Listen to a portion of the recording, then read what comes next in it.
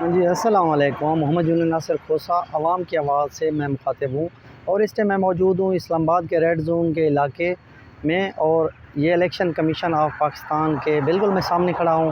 تھوڑی دیر پہلے یہاں پہ پاکستان کے قانون نافذ کرنے والے اداروں کے جوان موجود تھے، ابھی بھی بہت زیادہ موجود ہیں۔ اسلام آباد پولیس، رینجر، ایف سی اور ٹریفک پولیس والے موجود ہیں، اور ان کا ایک ہی مقصد تھا کہ یہاں پہ جو ہے نا الیکشن کمیشن کی حفاظت کی جائے، تاکہ الیکشن کمیشن کی دیوار کو نقصان نہیں پہنچنا چاہیے۔ حالانکہ ان کی دیواریں محفوظ رہنی چاہیے، اشرافیہ محفوظ رہنا چاہیے۔ عوام پاکستان مرتی ہے، مرنے دو، اس کا نقصان ہوتا ہے، ہونے دو۔ اس چیز سے نہ اشرافیہ کو فرق پڑتا ہے اور نہ ہی یہ جو بھی قانون نافذ کرنے والے ادارے ہیں۔ حالانکہ قانون نافذ کرنے والے اداروں میں ایسے جوان موجود ہیں جو عام ایک لوور مڈل کلاس یا مڈل کلاس سے آتے ہیں، وہ قانون نافذ کرنے کے لیے حکم کی پابندی کرتے ہیں۔ ان کی بھی کچھ مجبوریاں ہوتی ہیں، لیکن اگر دیکھا جائے تو یہاں پہ الیکشن کمیشن کی حفاظت کے لیے آج ایسے لگتا تھا جیسے پاکستان کی ہر ادارہ جو سیکورٹی نافذ کرنے کے لیے پاکستان کی حفاظت کے لیے ہوتا ہے، پاکستان کی عوام کی حفاظت کے لیے ہوتا ہے، وہ تھوڑی دیر پہلے اسلام آباد کے اس علاقے میں موجود تھا، اور پورے اسلام آباد میں کنٹینر تھے۔ پورے اسلام آباد کے علاقے اس طرح محفوظ کیے گئے تھے جیسے کسی بیرون ملک کی فوج نے حملہ کرنا ہو۔ اب سوچنے والی بات یہ ہے کہ یہ تھوڑے وقت کے بعد ہوتا رہتا ہے، اور اس میں نقصان ہوتا ہے عوام پاکستان اور پاکستان کا۔ یہ اشرافیہ اور سیاست کرنے والے لوگوں کا کوئی خاص نقصان نہیں ہوتا، یہ سب بدلی ہوتے رہتے ہیں۔ یہ نظام ہے جو چل رہا ہے، اور یہ نظام اشرافیہ اور سیاستدانوں دونوں کا فائدے کے لیے ہے، اور اس نظام کو بدلنے کی نہ 75 سالوں میں پہلے کوشش کی گئی ہے۔ جس نے کوشش کی ہے اس کو مروا دیا جاتا ہے، یا نظام سے آؤٹ کر دیا جاتا ہے، یا ٹیکنیکل طریقے سے اس کو اس طرح کی سیاست سے بے دخل کر دیا جاتا ہے۔ اب اس میں عوام پاکستان کو نقصان ہو رہا ہے، یا کچھ وقت کے بعد اسلام آباد کو بند کر دیا جاتا ہے، الیکشن کمیشن کو بند کر دیا جاتا ہے۔ اب سوچنے والی بات یہ ہے کہ یہ کیوں ہوتا ہے۔ اب میرا تجزیہ اس کے بارے میں تو یہ کہتا ہے کہ جب کسی بھی ملک کی عوام کی حق تلفی کی جاتی ہے، ان کی مرضی کے خلاف لوگوں کو لا کر حکومت میں بٹھا دیا جاتا ہے، تو پھر لوگ سوچنے پر مجبور ہوتے ہیں، اور ان کے پاس پھر آخری حل یا تو قانون ہاتھ میں لینے والا ہوتا ہے، یا اس سے نرم حل یہ ہوتا ہے کہ وہ احتجاج کریں۔ اب پاکستان کے اشرافیہ کے ذہن میں یہ بیٹھا ہوا ہے کہ قانون نافذ کرنے والے اداروں کے ذریعے ہم عام عوام کو دبا لیں گے۔ حالانکہ یہ وقتی حل تو ہو سکتا ہے، مگر اس چیز کا مستقل حل نہیں ہے۔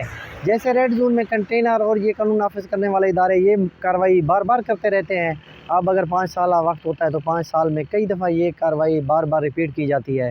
اب اس کا مستقل حل یہ ہوتا ہے کہ ڈرائنگ روم میں بیٹھ کر حکومت اور پاکستانی عوام کے فیصلے نہ کیے جائیں، جو لوگ صاف شفاف الیکشن کے ذریعے جیت کے آتے ہیں ان کو آنے دیا جائے، اور ان کو عوام کی مرضی کے مطابق فیصلے کرنے دیے جائیں، اور عوام پاکستان جو 22 کروڑ عوام ہے وہ کیا چاہتی ہے اس کے مطابق فیصلے جب تک نہیں ہوں گے، یہ ریڈ زون بھی بار بار بند ہوتا رہے گا۔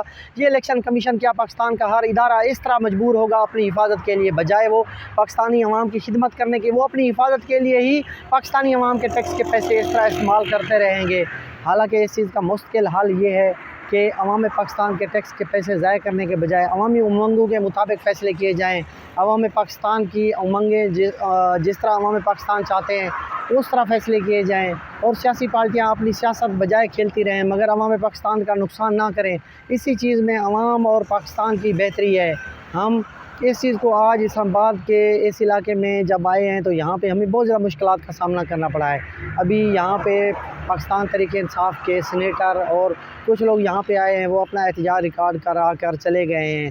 شکر ہے کہ عمران خان صاحب نے آج احتجاج کے حوالے سے اپنی کال تھوڑا سا تبدیل کر لی، ورنہ یہاں پہ حکومت وقت اپنے کرسی بچانے کے لیے ہر حد تک جانے کے لیے تیار تھی، اور وہ لوگ ہر ہتھ کنڈا استعمال کر سکتے تھے جو ہم نے اپنی آنکھوں سے یہاں پہ دیکھا ہے۔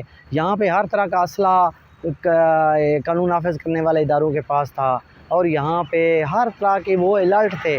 وہ عوام پاکستان جن سے وہ خون پسینے کی کمائی سے ٹیکس وصول کرتے ہیں، ان کو آج ہر طرح کی اذیت دینے کے لیے تیار تھے۔